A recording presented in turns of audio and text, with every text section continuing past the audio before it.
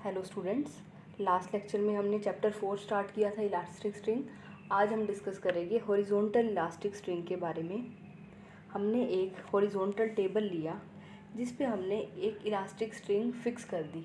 एक ओए हमने इलास्टिक स्ट्रिंग ली, इसका एक एंड ओ हमने हॉरिजॉन्टल टेबल पर फिक्स कर दिया और दूसरे एंड पे मास m अटैच कर दिया। मास में गिवन है, मास m अटैच कर दिया और फिर हमने उस एंड को स्ट्रेच किया।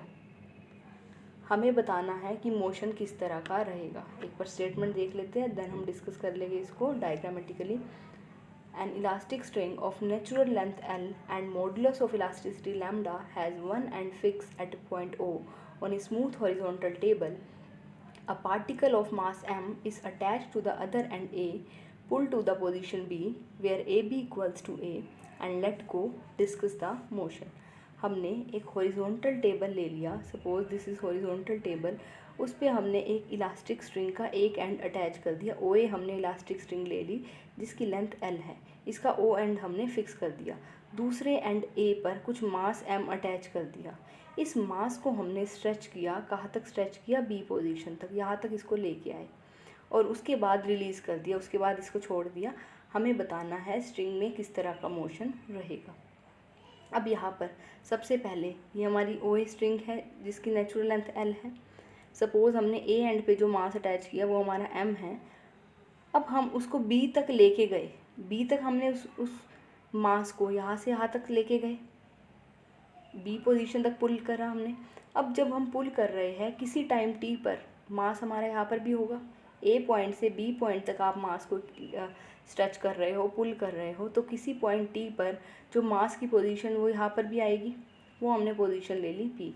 Late at any time T the mass is at point P और ए पी हमने ले लिया एक्स, कि किसी टाइम टी पर जो हमारा ए एंड है वो पी पर पहुंच जाएगा, जो मास हमने अटैच किया ए एंड पे वो यहाँ तक आएगा और ये हमने ले लिया ए पी डिस्टेंस एक्स।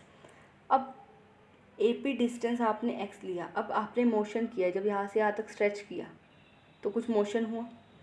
तो इक्वेशन ऑफ मोशन हम लिख सकते हैं by Newton second law. Equation of motion is given by force equals to mass into acceleration.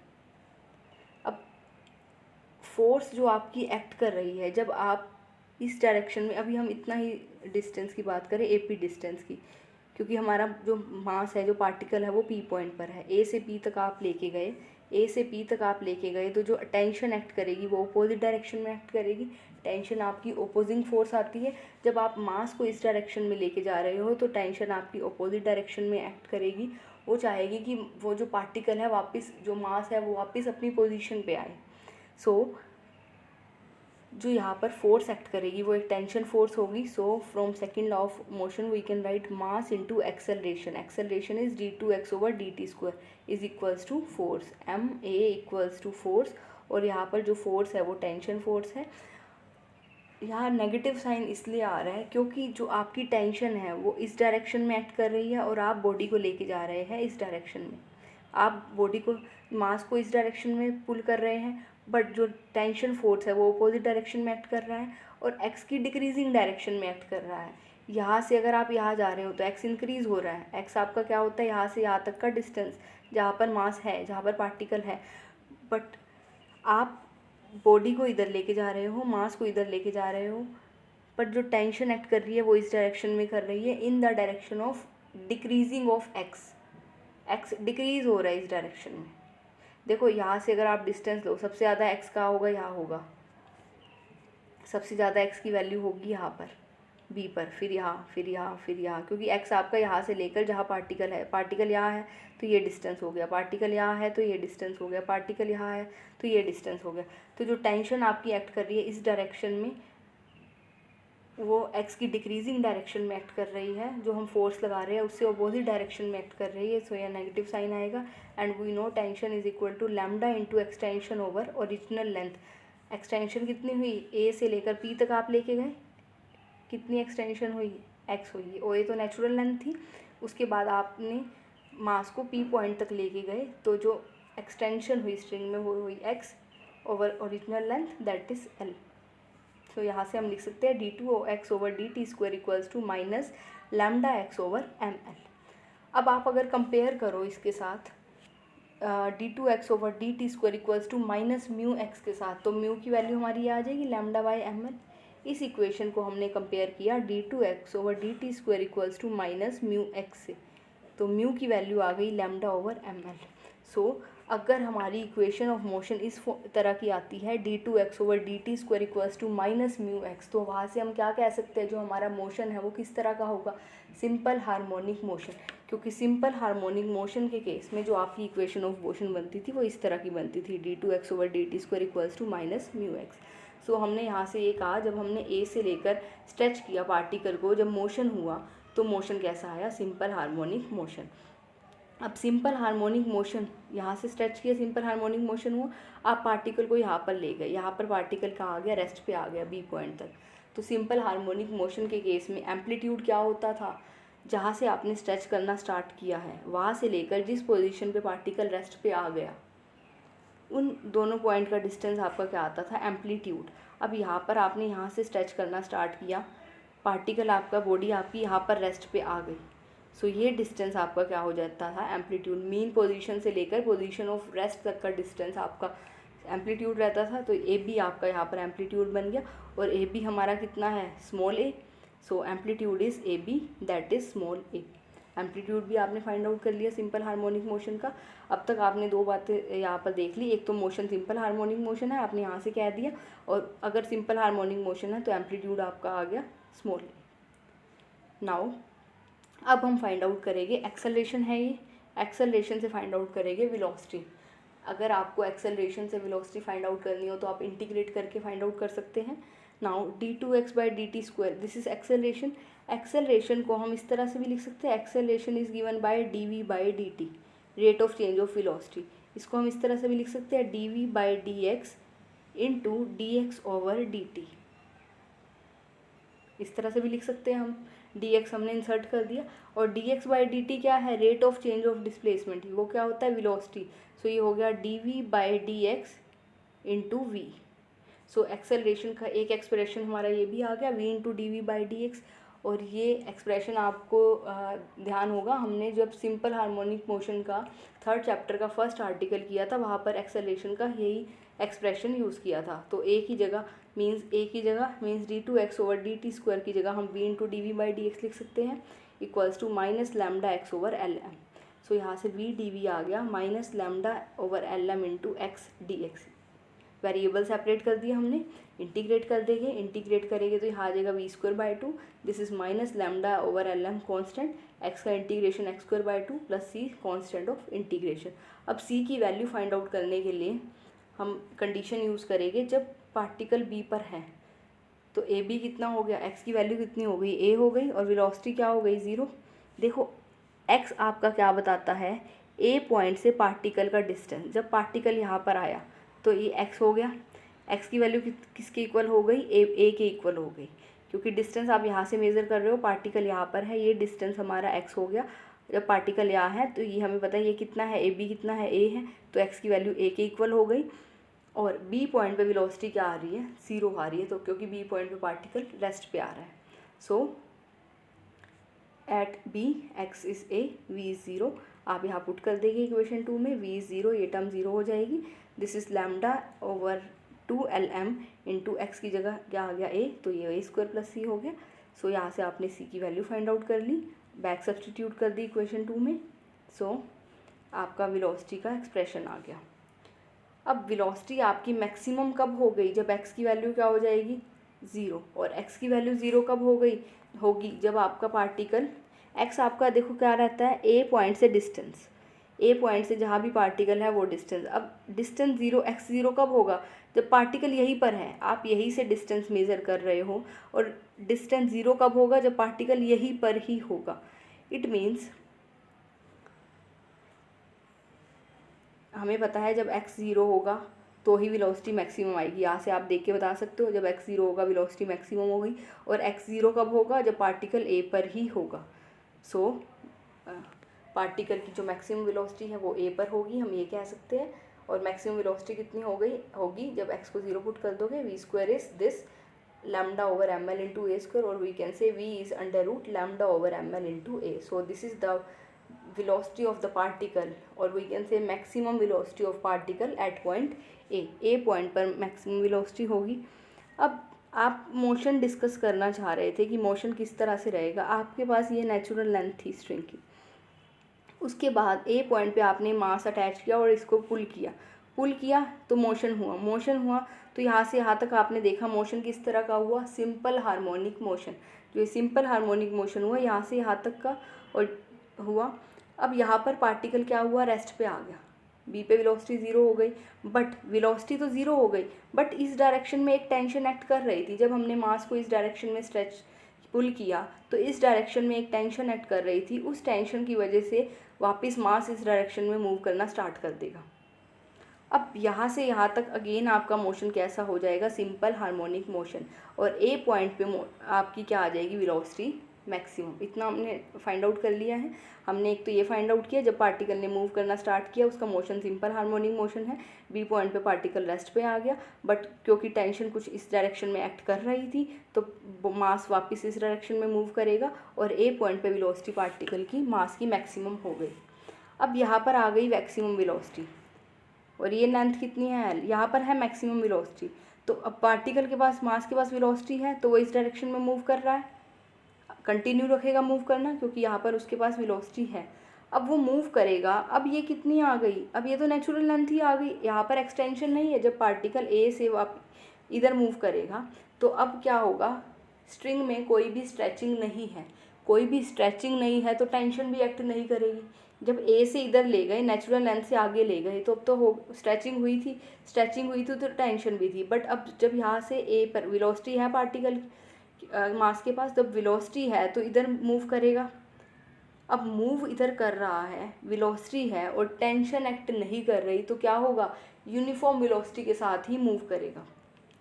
क्योंकि अगर अपोजिट डायरेक्शन में कुछ टेंशन एक्ट कर रही होती तब तो वेलोसिटी हो जाती है ज़ीरो या वेलोसिटी हो जाती है कम। बट अब यहाँ से वो इस डायरेक्शन में मूव कर रहा है, कोई टेंशन एक्ट नहीं कर रही तो कांस्टेंट यूनिफॉर्म वेलोसिटी के साथ पार्टिकल मूव करेगा। अब जब वो यहाँ पर पहुँचेगा, मास आपका यहाँ तक पहुँचेगा, अब यहाँ पर क्या होगा, वो रिवर्स डायरेक्शन में ट्रैवल करना स्टार्ट कर देगा।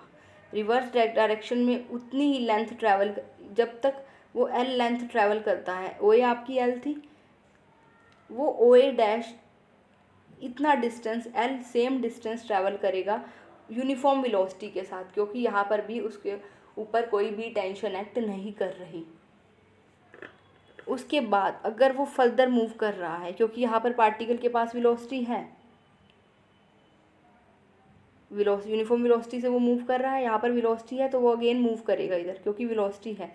अब मूव इधर कर रहा है, वो स्ट्रेचिंग हो रही है क्योंकि अब लेंथ से ज़्यादा, अब पहले वो मूव कर रहा था जितनी उसकी लेंथ थी उतना तक मूव कर रहा था। अब उसके बाद अब वो जब और मूव करेगा तो उसमें क्या हो गई, स्ट्रेचिंग हो गई। स्ट्रेचिंग होएगी तो टेंशन एक्ट करेगी, वो मूव इधर कर रहा है, टेंशन इस डायरेक्शन में एक्ट करेगी।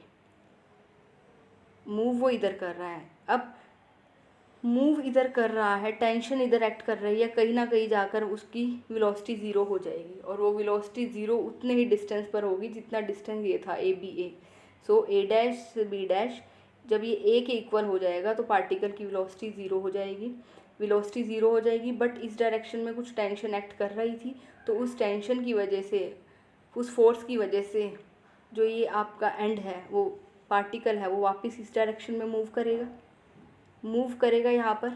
यहाँ पर फिर से क्या हो जाएगा, जब वो ए डैश से बी डैश गया और वापस बी डैश से ए डैश आया तो अगेन मोशन आपका, क्योंकि स्ट्रेचिंग हुई थी तो मोशन सिंपल हार्मोनिक मोशन हो जाएगा। फिर ए डैश पे आने के बाद स्ट्रेचिंग ख़त्म हो जाएगी क्योंकि ओ ए डैश उसकी नेचुरल लेंथ आ गई। स्ट्रेचिंग नहीं होगी तो फिर पार्टिकल यूनिफॉर्म वेलोसिटी के साथ, क्योंकि ए डैश पर भी उसकी वेलोसिटी मैक्सिमम रहेगी, यूनिफॉर्म वेलोसिटी के साथ मूव करेगा। कब तक मूव करेगा, जब तक वो ए पॉइंट तक मूव नहीं कर जाता, और फिर ए पॉइंट से फिर फर्दर मूव करेगा तो आप देखोगे स्ट्रेचिंग होगी तो फिर मोशन क्या होगा, सिंपल हार्मोनिक मोशन होगा। देखो पार्टिकल ने ओ पॉइंट से, ओ ए आपकी स्ट्रिंग की नेचुरल लेंथ थी, ए पॉइंट से आपने मास को स्ट्रेच किया, जब स्ट्रेच किया तो मोशन हुआ, मोशन आपने देखा सिंपल हार्मोनिक मोशन हुआ, ए से बी में सिंपल हार्मोनिक मोशन हुआ। फिर क्योंकि यहाँ पर पार्टिकल की वेलोसिटी ज़ीरो हो गई थी, यहाँ रेस्ट पे आ गया था, बट इस डायरेक्शन में टेंशन एक्ट कर रही थी तो फोर्स एक्ट कर रही थी, तो पार्टिकल इस डायरेक्शन में मूव करेगा और आपने देखा ए पॉइंट पर पार्टिकल की वेलोसिटी क्या हो गई, मैक्सिमम हो गई। अब यहाँ पर जब पार्टिकल आ गया, अब उसमें कोई स्ट्रेचिंग नहीं है, तो जो पार्टिकल है जो वेलोसिटी उसकी आई है उस वेलोसिटी के साथ मूव करेगा। जब यहाँ पर आएगा तो क्या होगा, डायरेक्शन वो रिवर्स डायरेक्शन में मूव करना स्टार्ट करेगा, स्टॉप नहीं करेगा। जब भी आप किसी रबड़ को खींचते हो तो क्या होता है, एक अगर एंड फिक्स कर दो, क्या होगा, आपने उसको स्ट्रेच किया, छोड़ोगे तो वो क्या होता है, उल्टी डायरेक्शन में जाती है। तो अब यहाँ पर ये क्या होगा, रेस्ट नहीं करेगा, ये अब आपका रिवर्स डायरेक्शन में मूव करना स्टार्ट कर देगा। कितना मूव करेगा, जितनी उसकी लेंथ थी एल।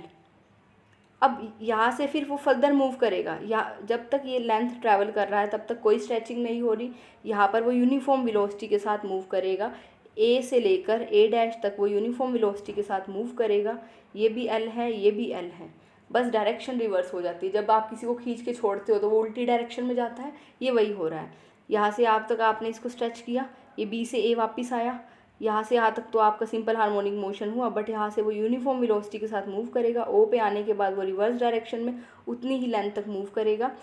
पर अगर वो एल से फर्दर जाता है, यहाँ तक तो वो बिना स्ट्रेचिंग के मूव कर रहा है, बट अगर ए डैश से आगे जाता है तो कहीं ना कहीं जाकर वो रेस्ट पे आ जाएगा। रेस्ट पे क्यों आ जाएगा, क्योंकि जो टेंशन एक्ट कर मूव इधर कर रहा है, जो टेंशन एक्ट कर रही है वो इधर एक्ट कर रही है। तो बी डैश पॉइंट पर वो रेस्ट पे आ जाएगा और ए डैश बी डैश उतना ही लेंथ होगी जितना ए बी था, मीन्स ए डिस्टेंस ट्रैवल करने के बाद वो रेस्ट पे आ जाएगा। यहाँ वो रेस्ट पे आ गया, बट टेंशन इधर एक्ट कर रही है तो वो अगेन इधर मूव करेगा। सो हम ये कह सकते हैं यहाँ से यहाँ, ए से बी और बी से ए में मोशन आपका सिंपल हार्मोनिक मोशन था। ए से ए डैश तक सबसे पहले हमने मोशन स्टार्ट किया बी से अगर हम यहाँ से देखें, यहाँ से बी से सिंपल हार्मोनिक मोशन था, ए से ए डैश कैसा मोशन रहा, यूनिफॉर्म मोशन। ए डैश से B dash simple harmonic motion, फिर अगर वो बी डैश से ए डैश वापस जा रहा है अगेन सिंपल हार्मोनिक मोशन, फिर ए डैश से ए तक आपका यूनिफॉर्म वेलोसिटी के साथ वो मूव करेगा, फिर ए से बी फर्दर वो कैसा मूव करेगा, सिंपल हार्मोनिक मोशन। ये आपका मोशन रहेगा। अब हम निकालेंगे टाइम पीरियड। सबसे पहले हम निकाल रहे हैं time from A to A dash. A to A dash तक पार्टिकल, ये ओ था, ये ए था, ये ए डैश था। ए टू ए डैश में पार्टिकल कैसा मूव कर रहा था, यूनिफॉर्म वेलोसिटी के साथ मूव कर रहा था। टाइम क्या होता है, distance upon velocity. Total distance O A L था, ओ ए डैश भी कितना था, एल था, तो टोटल डिस्टेंस 2l हो गया। और वेलोसिटी कितनी थी, ए पॉइंट पर वेलोसिटी हमने फाइंड आउट की थी, इसी वेलोसिटी के साथ पार्टिकल मूव कर रहा था। Velocity was √λ/ml/a। So velocity आपने पुट कर दी। सो ये आ गया time from A to A dash. अब हम निकाल रहे हैं time from B to A. अब बी टू ए टाइम निकालने के लिए आपका ये ओ था, ये ए था, ये बी था, ये ए डैश था, ये बी डैश था, इस तरह का था आपका। हम डिस्कस कर रहे थे time from B to A. अब यहाँ पर ये आपका ओ था, this was A, this was B, this is A dash and this is B dash. जब पार्टिकल ने ए से बी ट्रैवल किया और बी से ए ट्रैवल किया तब मोशन सिंपल हार्मोनिक मोशन था। जब ए डैश से बी डैश ट्रैवल किया और बी डैश से ए डैश ट्रैवल किया तब भी मोशन सिंपल हार्मोनिक मोशन था। और बीच में ए डैश से लेकर ए तक या ए से ए डैश तक पार्टिकल यूनिफॉर्म वेलोसिटी के साथ मूव कर रहा था। तो टाइम पीरियड कब आता है, टाइम पीरियड आपने कब डिफाइन किया था, जब पार्टिकल सिंपल हार्मोनिक मोशन में ट्रैवल कर रहा था। सो टाइम पीरियड क्या होगा सिंपल हार्मोनिक मोशन में, जब पार्टिकल यहाँ से यहाँ गया ए टू बी, वापस बी टू ए आया, then A dash to B dash गया और B dash to A dash गया, ये आपका टाइम पीरियड होगा। पर हमें जो टाइम निकालना है सिर्फ ये निकालना है बी टू ए तक, वो क्या हो जाएगा 1/4 टाइम पीरियड हो जाएगा। पार्टिकल सेम टाइम में यहाँ गया, सेम टाइम में वापस आया, इसी तरह सेम टाइम में ए डैश से बी डैश गया और बी डैश से ए डैश आया।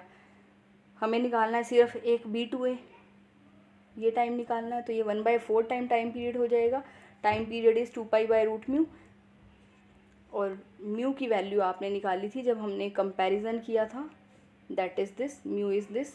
सो आप टाइम पीरियड निकाल लोगे, टाइम पीरियड इज़ 2π/√μ और उसका 1/4 कर लोगे तो वो टाइम आ जाएगा बी टू ए का। अब हम निकालेंगे total time of motion. Total time of motion means particle क्या किया, यहाँ से यहाँ गया और यहाँ से यहाँ आया, यही हुआ। आप किसी भी पॉइंट से मोशन मोशन करना स्टार्ट कर दो। एक कंप्लीट साइकिल कब होती है, जब यहाँ से यहाँ गया और यहाँ से यहाँ आया और वापस यहाँ से यहाँ आया, मीन्स वही पाथ उसने 2 बार ट्रैवल किया, इस तरह कह सकते हैं। अगर सपोज़ यहाँ से स्टार्ट किया, फिर यहाँ से यहाँ गया, फिर यहाँ तक आया, तब एक साइकिल होती है। सो टोटल टाइम ऑफ मोशन क्या होगा, 2 कंप्लीट साइकिल ये कह दें हम, 2 बार यहाँ से यहाँ आना। So total time of motion is 2 into time from B to D dash. B से बी डैश तक का टाइम का हमने ट्वाइस कर लिया। ये हमारा बी से बी डैश तक का टाइम था, इसका ट्वाइस कर लिया। इसको 2 बार कर लेंगे, एक बार जाने का एक बार आने का, तो वो पूरा एक साइकिल हो जाएगी। अब बी से बी डैश को हम इस तरह से लिख सकते हैं, बी से ए तक प्लस ए से A dash plus A dash से B dash. B to B dash को हम इस तरह से लिख देंगे, B to A plus A to A dash plus A dash to B dash. यही किया हमने, B to A to A dash and A dash to B dash. अब बी से ए, और अगर हम यहाँ देखें ये O A B A dash B dash, ये था हमारा। अब बी से ए तक का टाइम, यहाँ से यहाँ तक का टाइम, और ए डैश से बी डैश का टाइम, ये टाइम सेम था। यहाँ और यहाँ पार्टिकल ने सिंपल हार्मोनिक मोशन परफॉर्म किया था, ये टाइम सेम था। सो हम B to A dash to B dash को बी टू ए ही लिख सकते हैं। सो हमने इन दोनों को कंबाइन कर दिया। सो इन दोनों को कंबाइन करके ये लिख दिया हमने 2 into 2 time from B to A. अब बी टू ए का टाइम भी आप निकाल चुके हो, दैट इज़ दिस, और time from A to A dash भी आप निकाल चुके हो, दिस।